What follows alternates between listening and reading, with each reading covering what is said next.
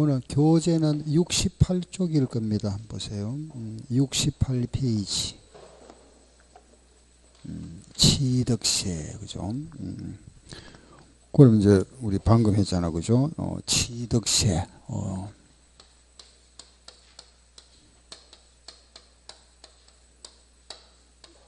취득세에서 이제 우리 알아보는 거, 그죠? 요거는 뭐 과세 대상, 그죠? 두 번째는 세금을 누가 내느냐, 납세 의무자, 그죠? 그리고 과세 표준, 과세 표준 어떻게 정할 거냐? 그리고 이제 네 번째 세율, 그죠? 요 세율에 오면은 표준 세율이 있다. 취득세 표준 세율. 여기다가 두 번째 이 취득세를 이제 세금을 많이 부과한다, 그죠? 그걸 우리가 중과세율에 이랍니다. 중과세. 그리고 세금 부과 안 한다. 뭐라 했죠? 예? 과세 안 하는 건 뭐죠? 비과세. 그죠? 비과세 하고 나면 이제 요거는 비과세고 표준세율과 중과세는 세금 내야 되죠. 납부. 언제까지 세금 내느냐. 그죠? 납부. 납부는 언제까지 하느냐. 요게 취득세 알아보는 내용입니다. 취득세. 그죠? 취득 했잖아요. 우리 취득세에서 먼저 요게 취득이란 말이 나왔습니다. 그죠? 취득이 무슨 말이죠? 취득. 뭐 취득, 그죠? 예, 가져왔는 거잖아, 그죠? 우리가 취득을 할 때 보면은 돈 주고 사오는 거죠. 매매, 매수, 그죠? 뭐 매매를 합시다. 매매, 사고 팔았다, 그죠? 매매, 뭐 분양을 받았거나 아무튼 돈 주고 샀다, 매매, 세금 내야 되죠, 그죠? 그러면은 내가 만약에 집을 하나 지었답니다. 신축. 집을 샀다면 세금 내는데 집을 내가 하나 지었다면 세금 냅니까? 안 냅니까? 취득세 낼까요? 안 낼까요? 뭐 틀려도 괜찮습니다. 냅니까? 안 냅니까? 내야 됩니다. 그 신축도 취득으로 봅니다. 그럼 내가 살던 집을 한층 올렸습니다. 정축. 정축도 내야 됩니다. 아셨죠? 그래서 요 정축도 세금 낸다. 취득의 개념이라는 게 우리가 알고 있는 거는 이것만 대부분 이거 알고 있잖아. 그죠? 그런데 신정축도 세금 내는구나. 이렇게. 매매라는 거는 다른 사람으로부터, 그죠? 성계 취득한 겁니다. 그렇죠? 매매라는 거는 성계 취득한 겁니다. 내가 집을 하나 지었다는 것은 요거는 원시 취득입니다. 그죠? 원시. 최초. 그렇죠? 원시 취득. 요 정축이라는 거는, 요런 정축했다는 거는 취득으로 간주하는 겁니다. 취득. 예. 요 정축 우리가 간주한다 해서 요 우리는 간주 취득이다 또는 의제 취득이다 이런 표현합니다.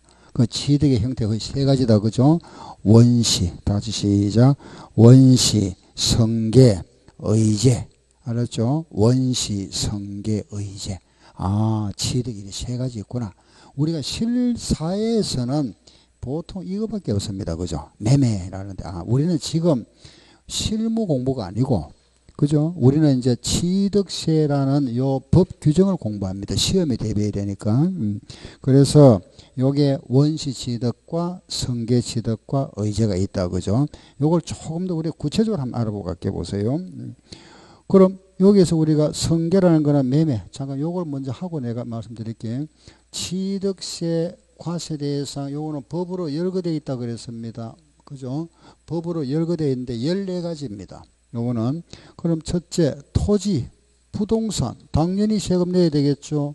토지와 건축물 요거는 세금 내야 된다. 그죠? 과세 대상. 이거 외에 차량, 차량도 세금 내야 되고, 그리고 기계 장비, 이거 중장비를 말합니다. 여기 기계는 아니고 중장비.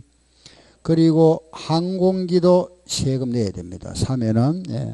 그리고 선박도 취득세 내야 되고. 알았죠? 또 우리 이 광구의 광물을 취득할 수 있는 권리, 그걸 광업권이라 이랍니다. 광업권. 이것도 취득하면 세금 내고, 어업권도 세금 낸다. 어업권. 고기 잡을 수 있는 권리. 예. 그리고 임목을 취득해도 세금 낸다. 임목. 또 마지막에 가면은 요 골프장 회원권, 콘도미니엄 회원권, 종합체육시설 회원권, 성마 회원권, 요트장 회원권. 여기 모두 다 회원권도 세금 내세요. 그래서 요 과세 대상이 모두 몇 개냐? 14가지로 딱 열거되어 있다. 그죠? 예, 자, 보세요.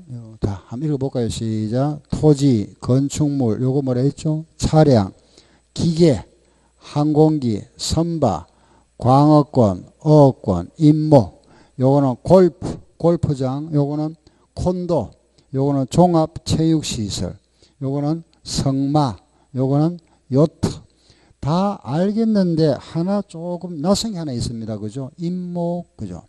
요 임목이라는 거는 설립자 나무 목자를 씁니다. 요렇게. 그 설립자 나무 목자는 요 임목이잖아. 그죠?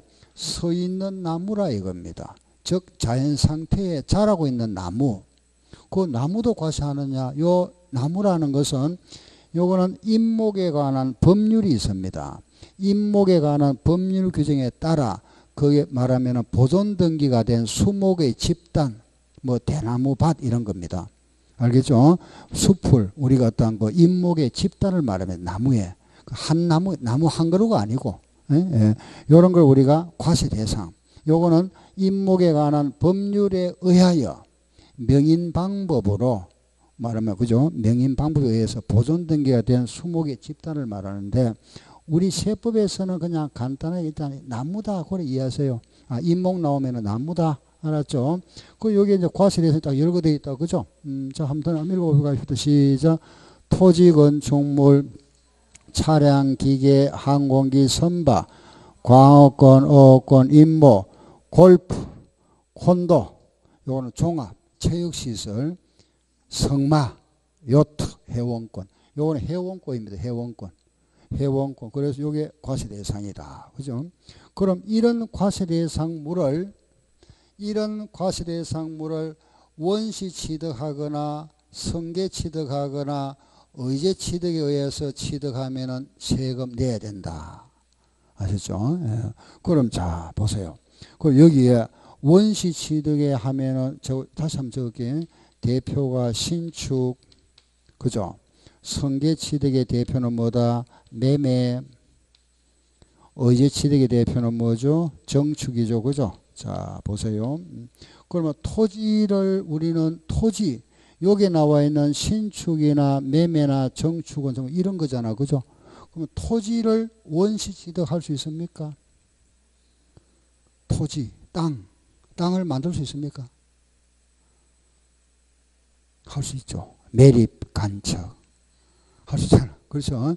아, 그래서 바다를 우리가 메울 수 있잖아, 그죠? 이런 매립이나 간척에 의해서 토지를 원시 취득할 수 있다. 매립 간척. 예. 이런 보세요. 이런 말하면 그죠? 이게 육지와 바다가 있습니다. 육지와 바다가 있는데 이 바닷물을 이렇게 가다 버리죠, 그죠? 바닷물을 가다다가 여기에다가 흙이나 자갈을 부어버립니다. 그럼 땅이 생기잖아. 이걸 우리는 매립이라 합니다. 매립. 예. 여기 있는 물을 빼버리죠. 물을 빼도 땅이 생기잖아. 그죠? 이거 우리가 간척이다. 김포 뭐라 하죠? 김포 매립지라 하잖아. 서산 간척지. 알겠죠? 예. 새만금 간척사업. 이런 거죠. 매립 간척으로 우리가 토지를 조성하면은 이것도 무슨 취득이 된다? 원시 취득이다. 알겠죠? 자, 이거 보세요. 자동차를 만들 수 있잖아. 그죠? 기계도 만들 수 있죠. 요 차량이나 기계를 만들었다. 그러면 원시잖아. 그죠? 제조라 이랍니다. 제조. 그럼 여기 있는 항공기를 만든다. 비행기 만드는 걸 뭐라 할까요? 비행기를 만드는 거. 조립이랍니다. 비행기는 조립.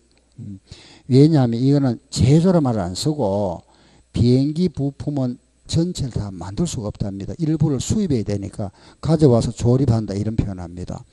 배를 만드는 걸 뭐라 하죠? 그렇죠. 건조한다. 건조한다 이라죠. 그죠? 건조. 그래서 결국은 우리가 요런 어떤 만드는 거 표현이 다르지만은 차량이나 기계를 만드는 건 뭐라 했죠? 제조. 항공기는 조립. 선박은 건조. 알겠죠? 만들었다. 광업권, 어업권 요거는 만들 수 있는 게 아니고 광업권이나 어업권은 우리 그 주무관청에 가서 인가나 허가 받아야 되죠. 그 인가나 허가 받는 걸 우리는 출원한다 이런 표현합니다. 출원. 알았죠? 출원. 예, 출원했다. 또 이걸 우리가 점유 주인 없는 무주물 점유로 인하여 일정 시간이 경과하면 내꺼되는 게 있죠. 그걸 무슨 취득이라 하죠? 시효 취득하잖아. 들어보셨죠? 그죠? 시효 취득. 부동산을 우리가 20년 동안 점유하고 있으면은 내꺼 되잖아. 그죠? 그게 시효 취득이라면 시효 취득. 요런 게 원시 취득이다. 그죠? 조금 많죠. 그죠? 자, 한번 읽어봅시다. 시작.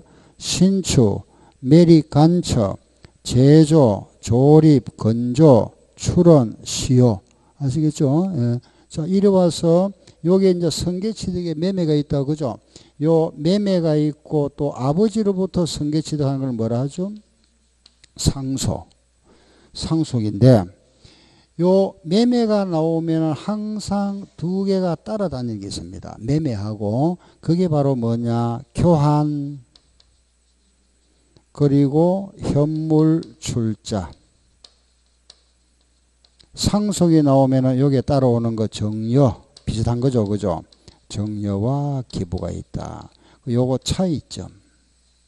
매매와 상속의 차이점 뭘까요? 요거는 공짜로 받은 거잖아. 무상. 요거는 뭐죠? 유상. 그렇죠? 요걸 우리는 유상 성계 취득이다. 요걸 뭐라 한다? 무상 성계 취득이라 합니다. 알았죠? 요거를 뭐라 했죠? 유상. 요거는 무상. 예, 저기 보면은 우리가 토지를 하나 샀다. 그죠?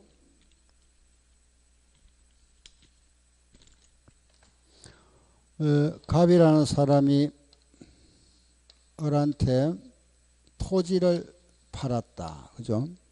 갑이 을한테 토지를 팔았다. 갑이 을한테 토지를 팔았습니다. 토지를 팔고 이 갑은 을로부터 토지에 대한 대가를 현금으로 받았다. 현금 받았고 이때 갑은 을로부터 대가를 건물을 받았다. 이 대가를 주식으로 받았답니다. 주식으로. 응? 그럼 갑은 을한테 토지를 주고 현금 받았다. 이때 토지를 뭐 했다 하죠? 우리 매매. 그죠? 토지를 팔았다. 매매를 하고. 이거는 토지를 주고 금을 받아왔죠. 이거는 매매를 하지 않고 뭐 하죠? 교환. 그렇죠. 교환이라 씁니다. 그죠? 교환. 요거는 토지를 주고 주식 받아왔죠. 이 주식회사로부터 주식을 받아왔습니다. 그러면 토지를 뭐 했다 그러죠? 출자한 겁니다. 현물 출자. 현금 출자가 아니고 현물 출자를 하죠. 그래서 현금 이외에 출자하는 걸 우리는 현물 출자라 이랍니다. 현물 출자. 그럼 가만 보면은 이 토지를 팔았는데 대가를 뭐를 받느냐에 따라서 표현이 달라진 거잖아. 전부 토지와 현금이 교환된 거잖아. 그죠? 이것도 교환된 거잖아. 그렇죠? 넓은 의미에서. 그죠? 모두 교환됐는데 다 교환이란 건데 표현을 매매, 교환, 요래한 겁니다. 그래서 우리가 매매 나오면 이게 항상 같은 의미로 따라다니는 겁니다. 항상 요래 매매하거든 교환과 현물 투자는 항상 한 덩어리다 생각하세요. 알겠죠? 시작. 매매, 교환, 현물 출자. 한 번 더 시작. 매매, 교환, 현물 출자는 한 덩어리다 같다. 그죠? 자, 보세요. 여기서 그럼 갑이라는 사람은 을한테 토지를 팔았죠. 갑은 을한테 토지를 팔았으니까 갑이 내야 될 세금 무슨 세 내야 되겠을까요? 팔았으니까 양도세. 이 사람은 토지에 대해서 무슨 세? 취득세 내야 되지. 그죠? 현금을 갑이 취득했잖아. 무슨 세? 어른 현금을 갑한테 팔았잖아. 뭐 말이 이상합니까? 아무튼 토지는 팔았는데 이 현금 취득했죠. 현금은 지금 여기 보세요. 과세 대상 현금이 없잖아. 그죠? 그래서 요거는 세금 안 내는 겁니다. 현금이 없잖아. 과세 대상에. 요거는 세금 안 냅니다. 알겠죠? 그럼 여기에 대해서만 갑은 무슨 세 내면 되죠? 양도세, 어른은 무슨 세? 취득세 내면 됩니다. 요 경우 볼까요? 요 토지에 대해서 갑은 무슨 세? 팔았으니까 양도세, 어른, 취득세. 건물이 여기 있죠. 있으니까 이 건물에서 갑은 무슨 세? 취득세 내야지. 건물 받아왔으니까. 어른 무슨 세? 양도세 또 내야 됩니다. 왜? 요것도 여기에 있고 요것도 여기 있잖아. 건물도 있으니까. 과세 대상이니까. 그래서 우리는 교환은 항상 쌍방간에 과세됩니다. 양쪽 다. 요것도 세금이 부과되고 요것도 부과됩니다. 아시겠죠? 그래 여기에 대해서는 갑은 양도세 내고 건물은 취득세 내야 되고 어른 요거는 취득했으니까 취득세, 요거는 팔았으니까 양도세 냅니다. 아시죠? 그럼 요거 보세요. 요 토지는 갑은 어른한테 팔았으니까 여기에 대해서는 무슨 세 내야죠? 양도세.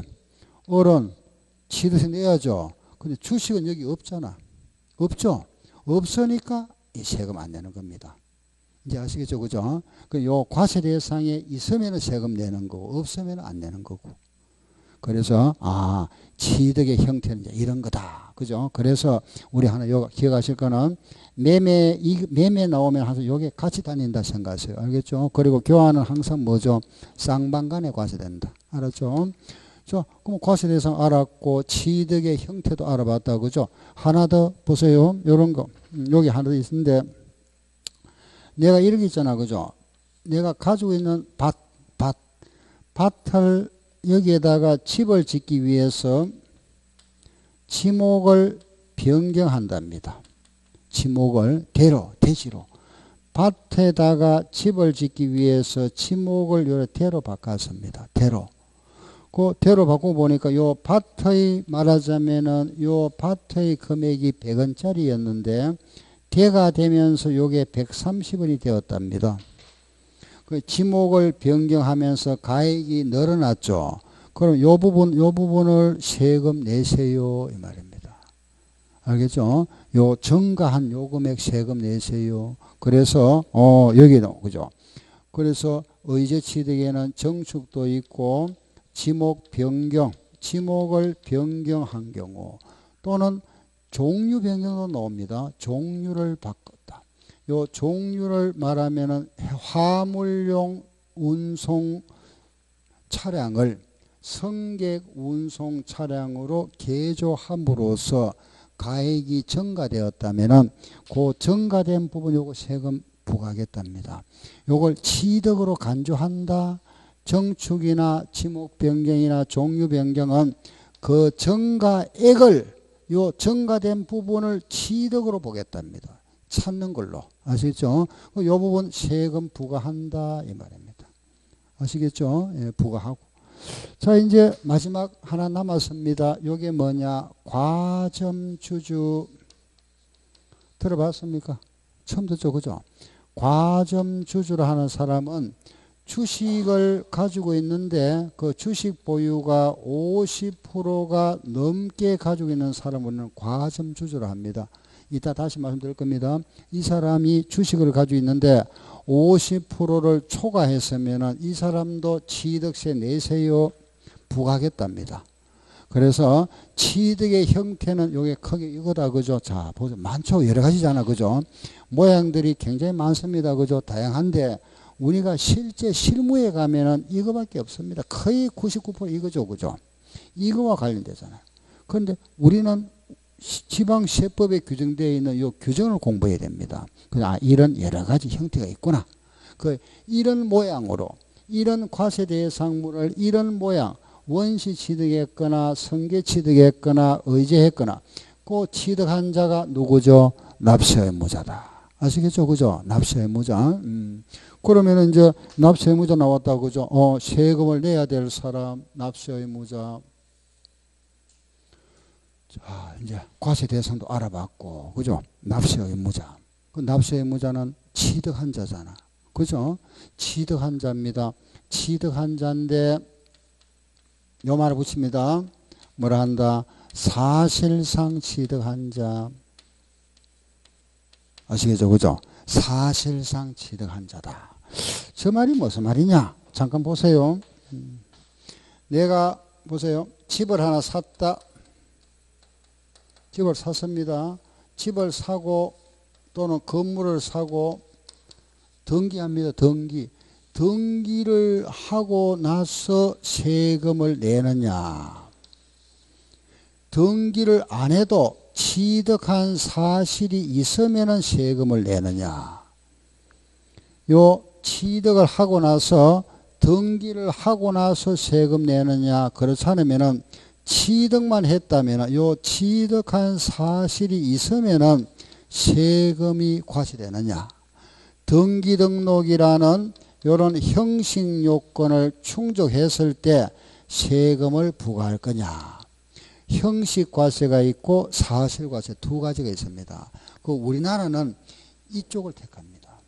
아시겠죠? 그 우리나라는 요거 전에 사실 취득했다면 과세하겠답니다. 그래서 요 사실이 뭘까요? 잔금 지급한 거. 잔금을 지급했으면 세금 내야 됩니다. 등기 안 해도. 알겠죠? 등기는 나중에 해도 요 잔금 지급하면 세금 내는 요게 사실과세입니다. 아시죠? 사실과세.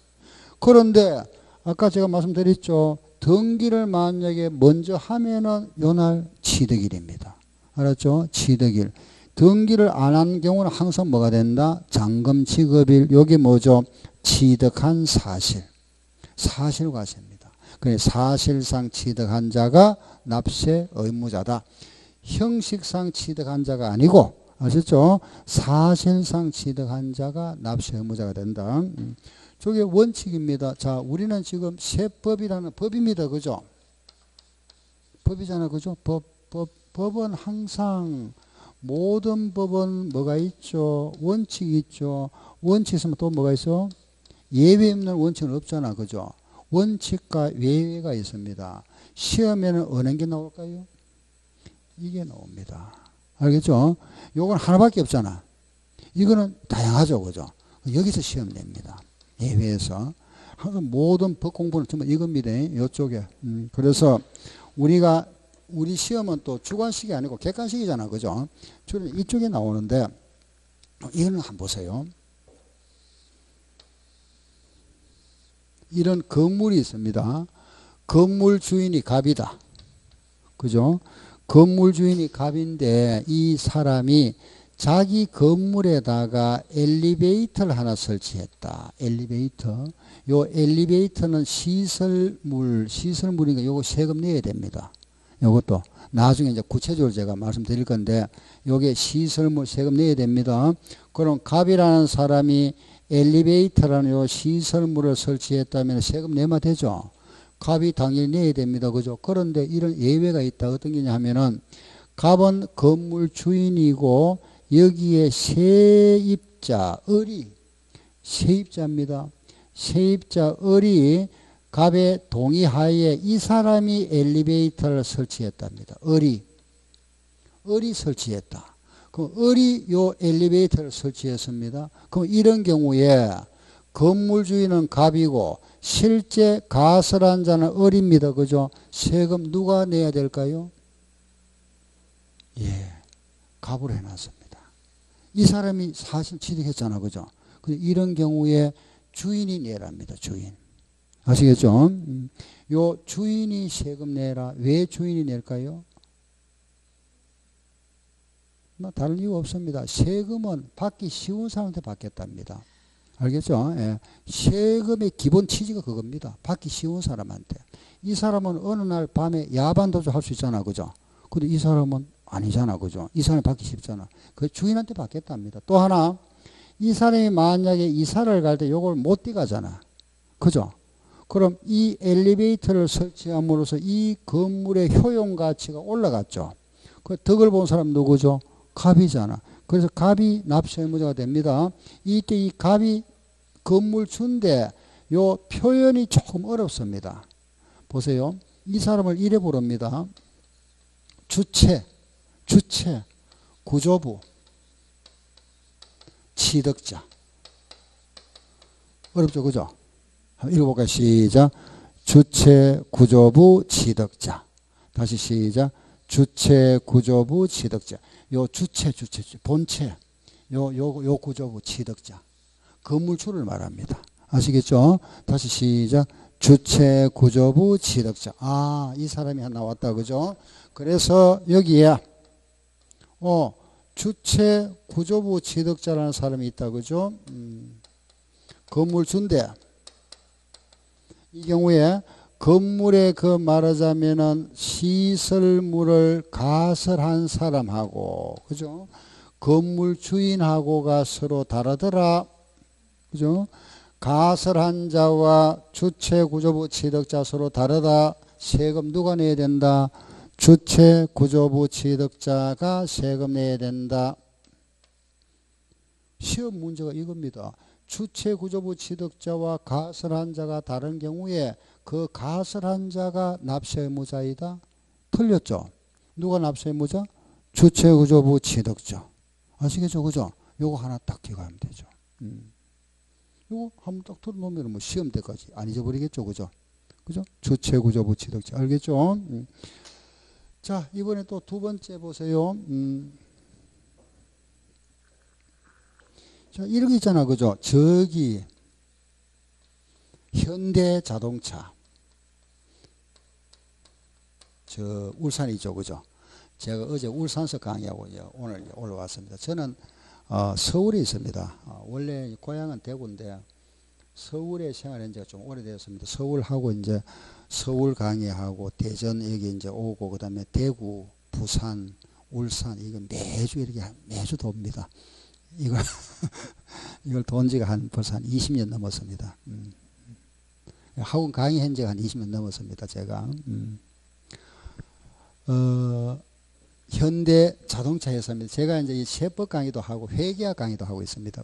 저는 이제 경영학과다 보니까 제가 전공이 이제 그쪽이다 보니까 회계학하고 이제 세법하고 이제 세무회계 쪽입니다. 보니까 그래 강의를 합니다. 지금도 이제 회계학 강의도 하고 있고 세법도 강의하고 항상 세법 강의한 사람들 전부 다 회계학 다 합니다.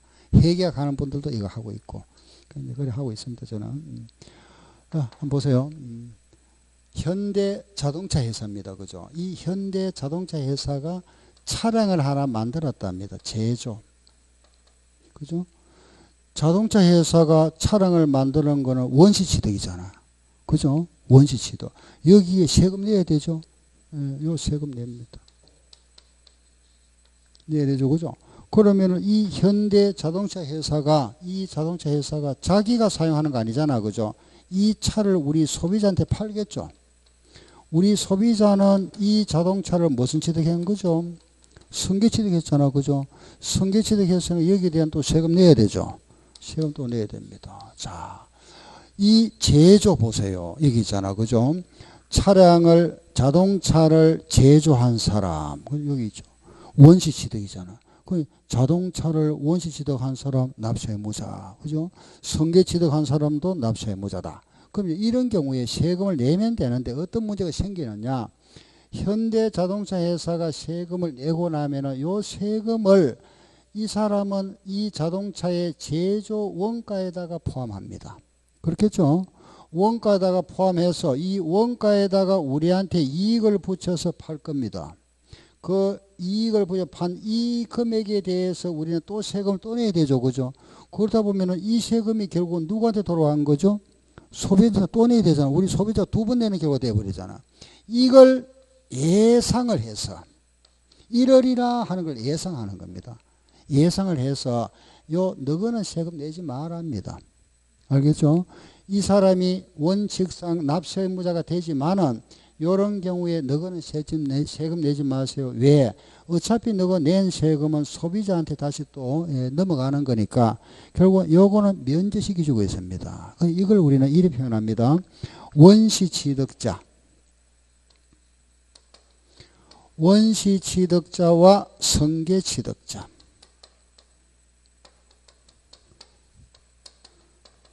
이 원시취득자와 승계취득자가 다른 경우에 세금 누가 내야 된다? 누가 낸다? 예, 승계취득자이고. 원시취득자는 납세 의무가 있다 없다? 없다. 이 사람도 납세 의무 없다. 그죠? 그 시험 문제에 원시취득자가 세금 낸다? 틀렸잖아. 나왔습니다. 시험에. 예. 여기 시험에 제일 많이 납세 문제 나왔다 하면은 주체구조부 취득자, 그 다음 누구죠? 승계취득자. 알았죠? 예. 뭐 어려운 내용 없죠. 그죠? 혹시 뭐 이해 안 되면 또 질문하세요. 예. 하나 더 보세요. 똑같은 내용인데 우리 이제 이것도 여러분들 아마 이해하실 겁니다. 보세요. 이 A, B 이 사람들이 말하면 이 사람들이 이제 조합원입니다. 주택 뭐 조합원, 재개발 조합원인데 한 20명 이상이 모여서 그죠? 주택조합을 구성했습니다. 주택조합을 구성해서 이 주택조합에서 아파트를 하나 신축했답니다. 아파트를 신축했다. 그럼 주택조합 명의로 아파트를 신축했으면 아파트라는 건물을 신축했으니까 여기에 대한 세금 내야 되죠. 세금 냅니다. 그죠? 그러면은 이 아파트는 누가 가져가죠? 조합원들이 자기들이 모여가지고 주택조합을 구성했잖아. 그죠? 이 재개발조합이란가 아무튼 직장조합이란가 이거 구성해서 이 조합 명의로 아파트를 신축했다는 세금 내야 되죠. 세금을 냅니다. 그죠? 요 아파트는 누가 가져가죠? 조합원들이 가져갈 거 아닙니까? 그죠? 이런 조합원들이 다 가져갑니다. 그렇죠? 그러면 이 사람들은 또 아파트를 무슨 취득한 거죠? 승계취득했잖아. 그럼 승계취득해서 또 세금 내야 되죠. 자, 보세요. 그러면은 이 조합원들이 주택조합이 내는 요 세금은 이 조합의 구성원이 누구죠? 조합원이죠. 그러면 조합원들은 신축할 때도 세금 내는 거고 승계취득할 때 또 세금 또 내야 되잖아. 두 번 내는 거잖아. 그죠? 그래서 요때는 세금 내지 마세요. 그럼 결국 이 사람이 또 누구죠? 원시취득자잖아. 이 사람은 승계취득자죠. 요거는 이제 같은 것이만은 우리가 요걸 이제 표현할 때 이렇게 구분해서 주택조합 나오고 또 조합원이 나왔다. 주택조합이 조합원용으로 취득하는 그 물건에 대해서 건물에 대해서 납세 의무자는 누구다? 조합원. 알았죠? 주택조합 하면은 틀립니다. 알았죠? 이 사람 아니고 누가 된다? 조합원이 납세 의무자. 이 사람은 세금 면제. 이 사람이 납세 의무자다. 아시겠죠? 그죠? 자, 다시 정리할게 보세요. 끝났습니다. 원칙은 누구죠? 사실상 취득한 자. 취득한 자 있다. 또 하나. 시작. 주체구조부 취득자, 승계취득자, 조합원. 그리고 이제 네 번째부터는 기타 등등. 요거는 이따 우리 간단히 이제 책으로 보면서 기타 몇몇 사람들 정리하면 됩니다. 상속은 누가 낼까요? 상속인. 상속 받은 사람이 세금 내야 되잖아. 그죠? 이런 거. 기타 등등. 요게 시험 문제. 납세 의무자에서 나왔다. 요겁니다. 원칙은 사실상 취득한 자를 납세 의무자를 한다. 주체구조부 취득자와 가선자가 다른 경우에 주체구조부 취득자가 납세 의무자. 원시취득자와 승계가 다른 경우에는 누가 납세 의무자? 승계취득자. 주택조합과 조합원이 나왔다. 누가 납세 의무자? 조합원. 알았죠? 요게 납세 의무자입니다. 납세 의무자. 예. 과세 대상 알아봤고 납세 의무자 알아봤죠? 그죠? 그럼 이제 그 다음에 세 번째 뭐죠? 과세 표준. 그죠? 이제 과세 표준입니다. 과세 표준은 뭐죠? 취득한 물건 값. 그죠? 우리가 집을 하나 샀다. 집을 샀으면은 취득가액이 과표가 됩니다. 그죠? 그 취득한 가액, 요 취득가액이 과표가 됩니다. 예. 만약에 보세요. 10억 주고 샀다. 10억에 샀으면은 요 10억에 대해서 세금 내야 되잖아. 그죠? 예. 10억 주고 샀으면은 요게 과세 표준입니다. 알았죠? 예. 과세 표준. 10억 주고 샀으니까 요게 과세 표준, 요거는 세율이잖아. 그죠? 세율, 요게 과세 표준입니다. 그러면은 요 취득가액이 만약 우리가 10억 주고 샀으면은 이 금액을 자진해서 뭐 해야 되죠? 신고해야죠. 신고. 10억 주고 샀다. 그럼 신고할 때 얼마 하면 되죠? 10억. 하면 되죠? 10억 주고 샀으니까 10억에 신고하면 되잖아. 그죠? 예. 그런데 이 경우에 10억 주고 사고 나서 보세요. 요걸 동그라미 하나 요래 빼버리잖아. 그죠?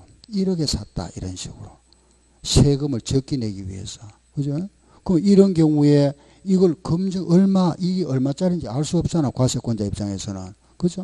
그래서 이걸 요 물건에 대해서 우리가 신고해야 할 최소 금액을 정해 놨습니다. 최소 금액. 적어도 요 금액 이상은 신고해라. 그 금액이 바로 뭐냐? 조금 어려운 말입니다. 요걸 뭐라 하느냐? 시가 표준액이라 이랍니다. 다시 따라서 시작. 시가 표준액. 시작. 시가 표준액. 요건 누가 정해 놨느냐? 정부에서 정해 놓은 겁니다. 예. 알겠죠? 시가 표준액. 요거는 다시 말씀드립니다. 최소 금액. 적어도 요거 이상은 신고하라 이겁니다. 요 금액은 시가 표준액을 정할 때는 실거래가의 한 70% 선에서 정합니다. 70%. 아시겠죠? 70%, 약 70%입니다. 그런데 이거는 1년에 한 번 정합니다. 1년에 한 번씩. 그런데 우리 실거래가는 시시각각 변하잖아. 그죠? 그래서 이 매매 시점에 가액이 차이가 많이 날 수도 있고 적게 날 수도 있습니다. 아무튼 요 시가 표준액은 실거래가의 약 몇 프로? 70%입니다. 아시겠죠? 약 70%. 그럼 이게 알아보니까 7억이 돼 있더랍니다. 나는 신고를 1억에 했습니다. 1억에 하면은 시가 표준액이 7억짜리 돼 있다면은 요거 1억은 무시돼 버리죠. 세금 얼마로 계산할까요? 7억. 그렇죠. 5억에 신고했다. 얼마? 7억. 8억에 신고했다. 8억. 맞죠? 그죠? 요거 이하 신고하면 요걸 하고 요거 이상 신고하면 그대로 인정해 줘 버립니다. 아시겠죠? 5억에 신고했다. 7억. 9억에 신고했으면 9억. 아시겠죠? 그죠? 예, 그렇게 정해놓은 겁니다. 여기 뭐죠? 시가 표준액. 아시겠죠? 요 시가 표준액은 실거래가의 몇 프로? 70%. 내가 상가 건물이 10억짜리를 하나 있는데 이걸 경매로 낙찰을 받는답니다. 경매로 낙찰을 받는데 이게 1차 유찰되고 유찰되다 보니까 이걸 내가 낙찰을 얼마에 받았느냐? 6억에 받았답니다. 6억에. 그런데 이걸 알고 보니까 시가 표준액은 7억대 있더라. 시가 표준액은 7억인데 낙찰을 6억에 받았습니다. 6억에 낙찰 받았다. 그러면은 이때 우리 계산해서 세금 내야 될 과표를 얼마로 해야 되죠? 예? 경매로 낙찰받은 금액이 6억인데 시가 표준액 7억입니다. 근데 경매로 낙찰 금액이 6억이라면 세금을 7억에 대한 세금 내야 될까요? 6억에 대한 내야 될까요? 이거 6억입니다. 요게 예외로. 아시겠죠? 이게 이제 특별한 경우잖아. 그죠? 요런 경우는 요거보다 낮아도 인정해 주겠답니다. 아시겠죠? 요런 특별한 경우. 아시죠? 그죠? 그걸 뭐라 하느냐? 사실상 취득가액이라 이렇게 표현합니다. 우리가 다 같이 뭐라 했죠? 시작. 사실상 취득가액. 요 금액이 만약에 시가 표준액보다 낮더라도 요건 인정해 주겠답니다.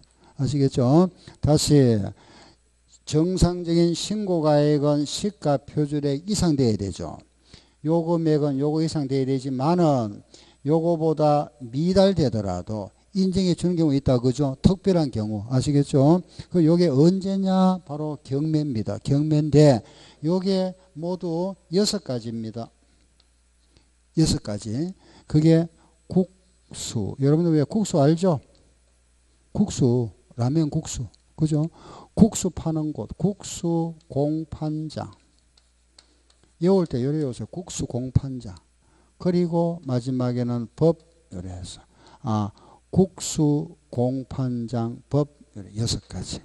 요 경우에는 그대로 인정해 준다. 이 경우는 금액이 시가 표준액보다 낮아도 인정해 준다. 여기 뭐다 시작. 국수 공판장 법. 그럼 이제 국이 뭔지 알아야 되잖아. 그죠?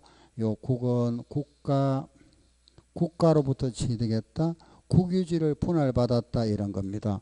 요 수는 뭐냐? 외국에서 수입해 왔는 겁니다. 수입하는 경우 요거는 공매나 경매를 말합니다. 알았죠? 공매나 경매. 요 판이 뭐냐? 판결문입니다. 판결문이 뭐냐? 재판 결과 그 금액이 원고와 피고 사이에 소송이 생겼습니다. 그죠? 판결에 의해 금액이 일정 금액 얼마가 정해진 거. 그런 금액은 인정하겠답니다. 그 금액은 요거보다 낮아도 인정해 주겠다. 그 다음 요 장이 나오죠. 그죠? 요거 장이 뭐냐? 장부를 말합니다. 장부인데 요게 무슨 장부냐? 법인 장부다. 이게 법인 장부를 그랬잖아. 그죠? 법인 장부가 뭐냐 하면은 이런 게 있죠. 왜 아파트 짓는 법인이 있잖아. 그죠? 주택 건설 법인이 아파트를 지었다가 만약에 아파트가 이게 미분양이 됐다. 그죠? 미분양이 되다 보니까 금액을 굉장히 다운해서 분양할 수 있잖아. 그 금액이 이 아파트에 말하면 시가 표준액이 7억이다. 7억인데 분양가를 6억에 할 수 있죠. 그렇잖아. 그죠? 미분양이 되다 보니까 요렇게 했을 때 요 금액, 요 법인으로부터 내가 취득했습니다. 요 시가 표준보다 낮아도 요거는 그대로 인정해 주겠답니다. 요런 경우가 법인 장부입니다. 알았죠? 근데 법인 장부인데 제가 장자를 이런 거는 요 법자를 달라 하니까 법이 중복되잖아. 그래서 그냥 장자를 딴 겁니다. 법인으로부터 취득했다. 알겠죠? 그리고 마지막에 요거 있죠. 그죠? 요 법 나와 있죠. 요게 바로 뭐냐? 공인중개사법입니다. 즉 부동산 신고에 관한 법률에 따라서 이게 법률인데 부동산 신고에 관한 법률에 따라서 검증이 이루어진 취득이다. 즉 공인중개사가 신고하는 것도 인정해 주겠답니다. 알겠죠? 그게 요 법입니다. 법.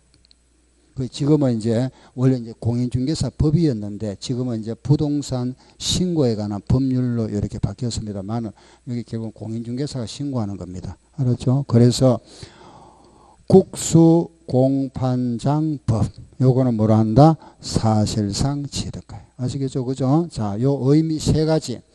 원칙은 뭐라 하고 신고가액 요 금액은 요거 이상 해야 되죠. 요 신고가액은 시가 표준액 이상 해야 됩니다. 요거보다 낮아도 인정해 주는 경우 뭐다? 사실상 취득가액을 인정해 주는 경우 있다. 그게 뭐죠? 국수공판장법. 알았죠? 국수공판장 이런 거다. 그럼 이 시가 표준액 이거 내가 오늘 뭐 집을 하나 산다 그죠? 뭐 토지를 사야 되는데 시가 표준 이건 어떻게 알아보느냐? 그죠? 여러분들 폰 가지고 있죠? 폰 가지고 있죠? 요 폰에 검색하면 나옵니다. 여러분들 폰에다가 시가 표준액 딱 치면 나옵니다. 알겠죠? 그리고 내가 만약 이기에 대해서 어떤 서류가 필요하다. 그럼 구청이나 시청에 가면 됩니다. 민원실에 가서 요거 하나 열람하면 됩니다. 시가 표준액. 예, 그러면 요 금액 알 수 있습니다. 이거는 공시가격이니까 우리가 왜 등기부등본 때 보잖아. 그죠? 그거하고 똑같습니다. 이것도. 토지도 뭐 공시지가에 띄볼 수 있잖아. 그거하고 똑같은 의미입니다. 알겠죠? 예, 이건 알아볼 수 있다. 언제든지. 예. 그럼 요 금액 이상만 신고하면 됩니다. 그래서 요게 우리가 취득세 과표 결정입니다. 세 가지다. 그죠? 시작. 신고가액, 시가표준액, 사실상 취득가액. 알았죠? 그죠? 예, 요건데, 다만, 요 판결문과 효력은 같은데, 요 판결문으로 보지 않는 게 있습니다. 뭐냐? 화해 당사자 화해 조서에 의한 판결문은 인정 안 하겠답니다.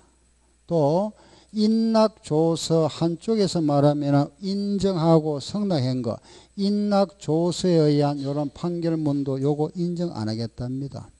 그리고 또 포기 각서 요런 데 의한 요 가액도 인정 안 하고 의제 자백 이런 거 재판정에 우리가 출석을 갖다가 2번 이상 안 했습니다. 그죠? 이걸 의제 자백이라 합니다. 예.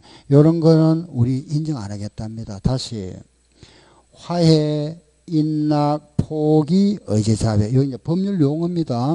요거는 원고와 피고 사이 서로 합의했잖아. 그죠? 요것도 합의한 겁니다. 인정하고 승낙했다는 거는 결국 합의한 거고 한쪽에서 포기한 거잖아. 요것도 포기로 간주하는 겁니다. 재판에 나오라 그랬는데 2번 이상 출석 안 하면은 포기한 걸로 간주하는 거. 그걸 의제자백이라 합니다. 그럼 이거는 왜 인정 안 하느냐?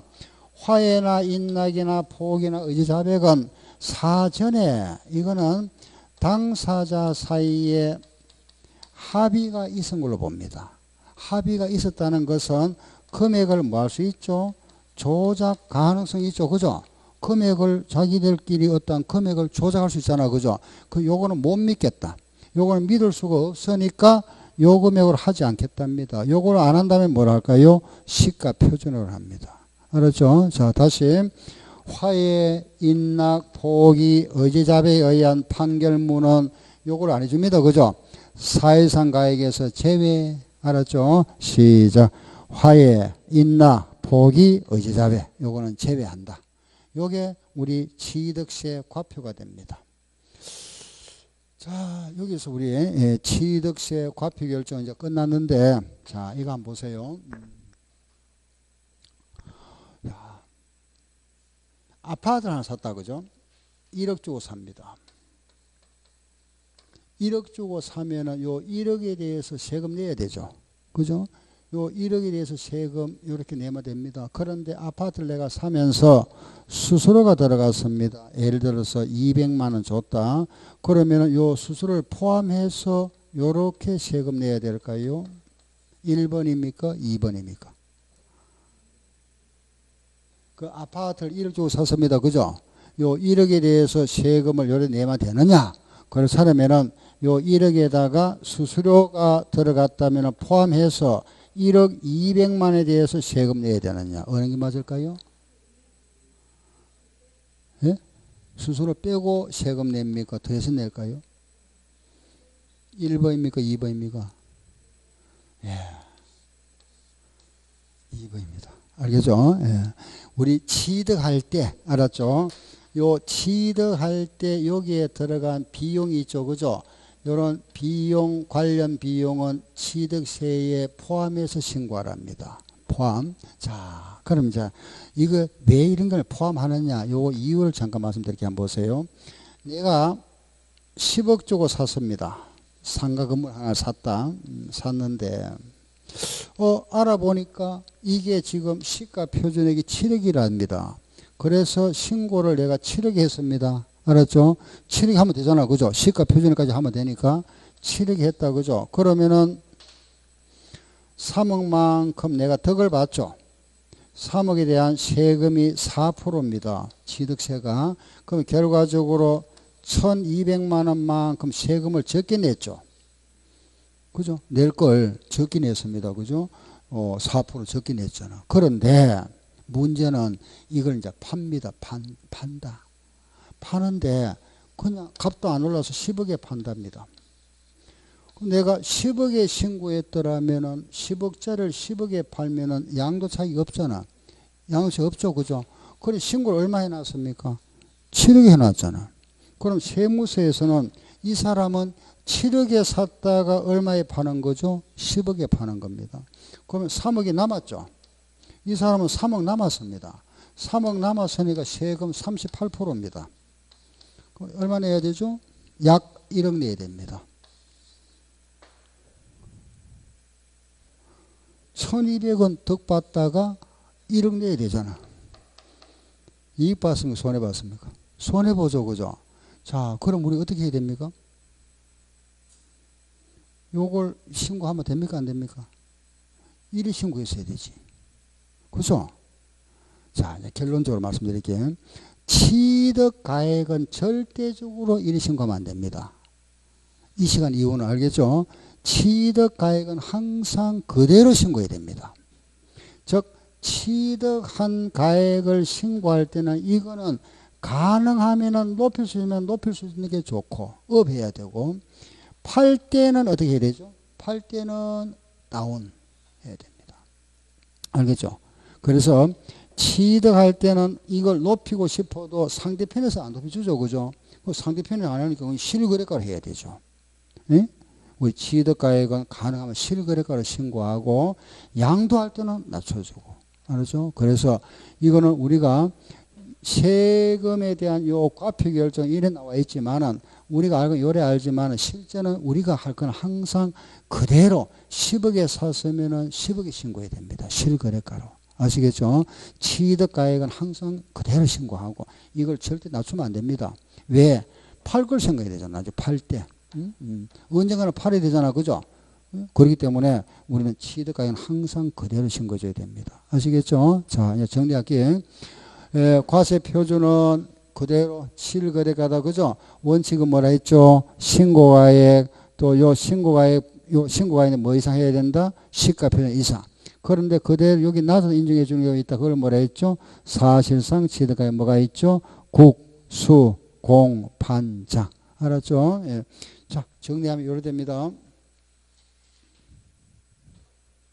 신고가액은 실거래가. 그럼 시가 표준액으로 하는 경우는 크게 세 가지입니다.